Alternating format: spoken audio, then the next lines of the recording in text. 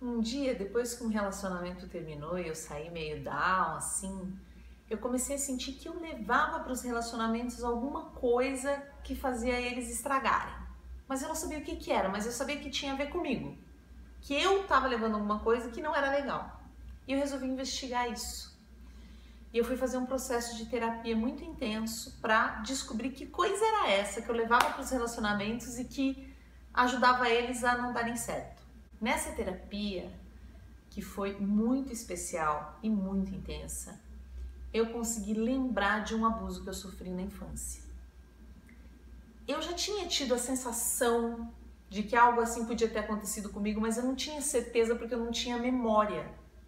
O que foi uma bênção, porque a minha cabeça apagou tudo. Eu tinha mais ou menos 6 anos de idade, tanto que eu não tenho lembrança da minha infância. As minhas memórias começam quando eu saio para fazer faculdade. Algumas coisas da adolescência, mas a maioria a partir da faculdade. Eu deletei a infância inteira. Deletei as coisas boas junto com as coisas ruins. E uma das coisas mais importantes de ter conseguido acessar essas memórias foi que eu percebi que muita coisa na minha vida não era uma escolha, mas uma resposta àquela situação que eu tinha vivenciado. Por exemplo, eu nunca gostei de andar no banco de trás de um táxi. Eu gostava de andar no banco da frente. Eu tinha uma sensação ruim, tinha a sensação que a pessoa ia me sequestrar. No meu abuso, a pessoa que abusou de mim me levou no banco de trás do carro. Tava só o motorista, né? Ele estava dirigindo e eu estava no banco de trás deitada, coberta assim, com uma cobertinha. Então andar no banco de trás de um carro me dá angústia, não porque eu não gosto de andar no banco de trás de um carro, porque eu tenho essa memória de uma pessoa me levando sem o meu consentimento para algum lugar. Mas eu era criança, eu não falei nada. Na época eu não falei nada. Outra coisa muito importante, talvez a mais importante, porque depois que eu acessei essa memória, várias memórias vieram dessa situação, foi bem difícil lidar com tudo, eu sou uma pessoa muito destemida. Eu nunca tive muito medo de nada. Minha mãe sempre falou que eu ia morrer igual aquela freira que ajudava os índios, porque eu sempre lutei por causas, eu sempre me enfiei em causas sociais, causas políticas, eu tava lá lutando por alguma coisa, porque era como se eu tivesse que fazer a minha vida valer a pena. E quando ela dizia, você vai acabar morrendo numa história dessa, eu não achava ruim, porque eu achava que morrer por uma causa, tudo bem, pelo menos eu morri por uma coisa interessante. Olha a minha cabeça, eu vinha com esse pensamento. Quando eu lembrei desse abuso, eu lembrei de eu no banco de trás desse carro com muito medo de morrer. Eu era uma criança, mas eu tinha muito medo de morrer.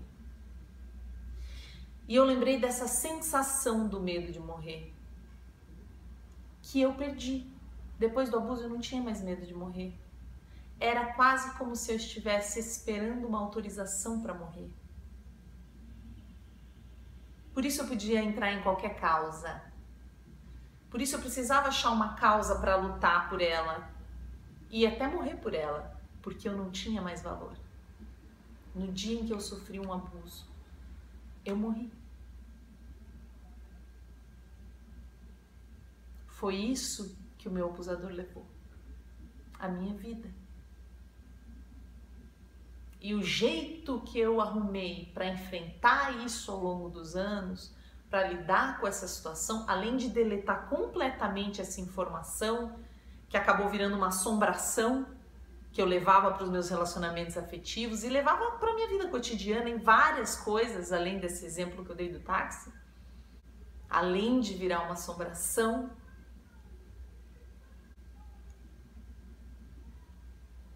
isso virou uma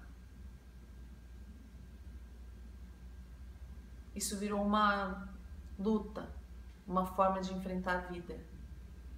Ser destemida foi a forma que eu arrumei para não ver mais isso, para não ter que lidar com esses sentimentos, para não ter que lidar com o medo que eu senti, para não ter que lidar com a falta de esperança, para não ter que lidar com a família. E aí eu comecei a trabalhar meus medos a partir do momento que eu fiz essa terapia. Hoje fazem mais ou menos 5 anos que eu passei por esse processo. A primeira pessoa para quem eu contei foi a minha irmã mais velha. a primeira pessoa da família, né? Os terapeutas me ajudaram muito, me falaram de várias coisas importantes que todo mundo deveria saber. Cada tipo de abuso tem uma consequência que é muito comum em todas as mulheres. Então eu sofri um abuso oral. Então eu não tenho foto sorrindo, eu sempre achei minha boca muito feia, sempre me achei feia. Por mais que as pessoas digam até hoje que eu sou bonita, eu hoje acredito que eu sou bonita. Eu nunca acreditei. Eu não sou bonita é uma coisa muito comum da pessoa que sofreu um abuso. Porque você não se vê bonita. Distúrbios alimentares, dificuldades com a alimentação, às vezes pode desenvolver uma anorexia ou um excesso de alimentação. Eu não consigo comer muito quando eu tô sozinha, então eu gosto de comer sempre com uma companhia, eu como melhor, eu tenho dificuldade de mexer na boca quando eu tô sozinha. Até hoje. Às vezes eu tô com um namorado ou uma namorada, porque eu sou bissexual, e a pessoa me beija de um jeito meio estranho pra mim, né? A pessoa me beija e a língua dela, dependendo da posição da língua dela na minha boca, eu me sinto sufocada. Eu achei por muitos anos que as pessoas não beijavam bem, mas na verdade era eu. Era a memória. Então eu preciso cuidar de mim, eu preciso vigiar a minha postura, eu preciso lembrar a mim mesma que eu não sou mais uma criança. Eu tô num lugar seguro, com uma pessoa que me ama. É um trabalho constante, que não vai acabar. Não vai acabar nunca. Por isso eu sou uma sobrevivente. Por isso é importante a Lady Gaga cantar junto com sobreviventes. Por isso é importante que você saiba que a sua vida tem valor. Foi isso que eu descobri na terapia.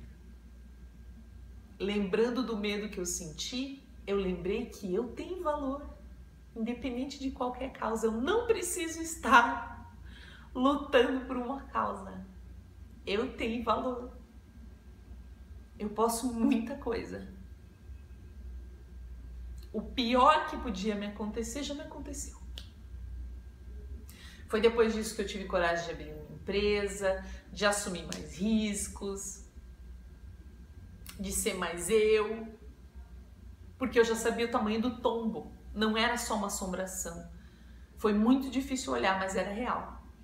A primeira pessoa para quem eu contei da minha família foi a minha irmã mais velha, e ela desconfiou de mim. Ela falou, como eu sou uma pessoa muito criativa, ela disse, você não tá inventando isso? Eu fiquei chocada, falei, tudo que eu tenho para inventar, nossa, vou concentrar aqui para imaginar uma cena bem horrível.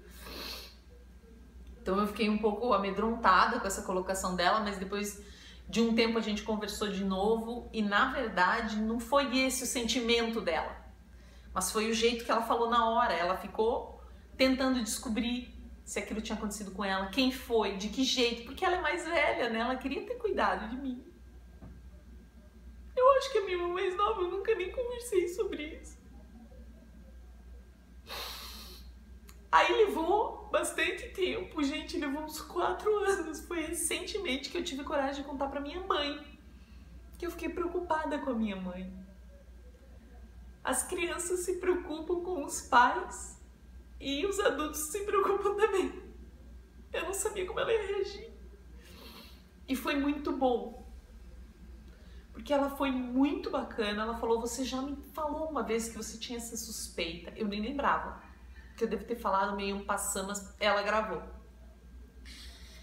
E ela ficou também tentando lembrar em que momento, de que jeito, quem poderia ser essa pessoa, quando, né? E nós fomos criadas de forma muito livre no interior do Paraná. E também a gente é muito pro interior do Rio Grande do Sul, onde meus avós moram até hoje, em sítio mesmo, estrada de chão. Eu sou bem colona, sabe? Toda a minha família é da colônia e eu sou colona mesmo. E a gente sempre foi criada com uma liberdade muito grande. Então, na verdade, tentando lembrar, poderia ter sido qualquer pessoa. Porque era muita gente. Em várias situações poderia ter acontecido. E foi ótimo falar para minha mãe. Então, falem com as suas mães. Falem com as suas amigas. E eu até dizer, agora eu já posso falar disso sem chorar, mas é mentira, né? Porque eu tô chorando. Mas eu achei importante falar, porque é muito difícil falar disso, gente. Olha só, hoje eu tenho 33 anos, tô quase fazendo 34 e eu ainda sofro. Passei por várias fases, dó de mim, raiva extrema, raiva violenta. E hoje eu já tô... Não é conformada, porque você nunca vai se conformar, não temos que nos conformar, não podemos, especialmente nessa sociedade que aceita o abuso, né? Eu conheço mais mulheres que sofreram abuso, estupro, abuso mesmo, eu não tô falando de uma cantada, mas todas já sofreram cantada e assédio, mas eu tô falando de mulheres abusadas do que mulheres que não sofreram. Quando você começa a conversar numa roda íntima, você percebe que todas têm histórias horrorosas para contar e não tem como isso acontecer sem toda a sociedade saber, né? Sem ficar protegendo quem faz. Eu decidi fazer esse vídeo hoje porque eu tô muito refletindo sobre relacionamentos e eu tava conversando com uma amiga muito sábia, uma amiga recente, mas eu confio muito nela. Eu tenho minha terapeuta, eu nunca deixei de fazer terapia. Gente, terapia é vida. Façam terapia. Alguém imparcial, que tem experiência, que pode te ajudar. Todo mundo tem que fazer terapia, principalmente os homens. Homens, façam terapia, pelo amor de Deus, façam terapia. Façam terapia. Os estímulos que vocês recebem são muito errados. Ou vocês acordam, alguém vai acordar vocês, porque... Enfim, eu tava falando com ela e eu comecei a descrever um relacionamento e ela me perguntou: você ainda se vê naquele carro? O carro que o meu abusador me levou até o local do abuso. Se você se vê ainda como uma vítima naquele carro? Eu falei, às vezes eu sou a vítima, mas às vezes eu tô dirigindo. Às vezes no relacionamento eu me torno algoz. Ela falou, tá, mas você ainda tá dentro do carro. Você precisa sair desse carro. E veja só, depois de todos esses anos, eu consigo até mudar de papel, mas eu ainda estou dentro daquele carro. Às vezes, do lado de uma pessoa que eu amo, no momento mais íntimo, onde eu deveria estar totalmente entregue e feliz, onde é que eu tô? Dentro daquele carro.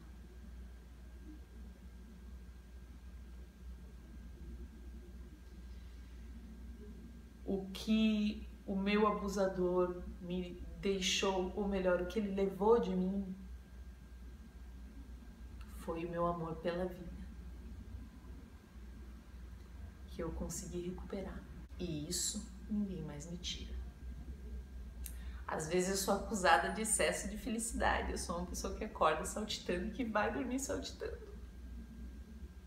E que tem muito valor. Eu sei que eu tenho valor. Não importa se me trataram com um desvalor tremendo. Eu tenho muito valor. Eu faço a diferença. Frase clichê, né? Mas é verdade. Eu faço a diferença. Eu chego iluminando tudo. Então, saiba disso. Você tem valor. Eu acabei de falar com uma amiga que sofreu um sequestro relâmpago. Ela sempre disse que se um dia ela fosse estuprada, ou fosse sofrer um estupro, ela ia morrer, porque ela ia lutar até morrer. Que isso nunca ia acontecer com ela, que ela preferia morrer. Ela sempre disse isso, ela passou muitos anos da vida dela afirmando isso. E essa semana, quando ela foi sequestrada, ela tem filhos, e ela só pensava em voltar para casa, e ela pensava que ela ia dar conta, ela ia dar um jeito, que isso não era a pior coisa. Tudo que ela pensou a vida inteira, do tipo, eu vou morrer lutando, mas não vou ser estuprada, ela já estava abrindo mão. Ela falou, não, pode estuprar porque a minha vida vale mais, porque meus filhos valem mais, porque a minha vida vale mais. E, gente, é isso mesmo. não pode estuprar, mas a sua vida vale mais. E eu estou falando isso também para outras amigas que tiveram essa infelicidade, essa tristeza. Vocês valem mais. Vocês valem mais para mim. Vocês valem mais para vocês. Vocês valem mais para a família de vocês e para o mundo. Vocês valem mais do que aconteceu, do que o que aconteceu com vocês. Não desistam. Não desistam. O mundo precisa de vocês. A vida vale a pena. Tem coisas lindas para vocês construírem. Não vai passar. Nunca vai passar. Mas vai ficar bem mais fácil. Vai ficar bem mais fácil. E vocês vão alcançar os sonhos de vocês. Vocês vão construir uma família, se for isso que vocês quiserem. Porque se vocês quiserem ser solteiros e sem filho, tá tudo lindo também. Vocês vão construir a carreira de vocês, a trajetória de vocês e a marca de vocês do mundo. Ninguém vai tirar isso. Ninguém vai tirar isso de vocês. E é isso que eu vou comemorar no Dia das Mulheres. Eu vou comemorar vocês.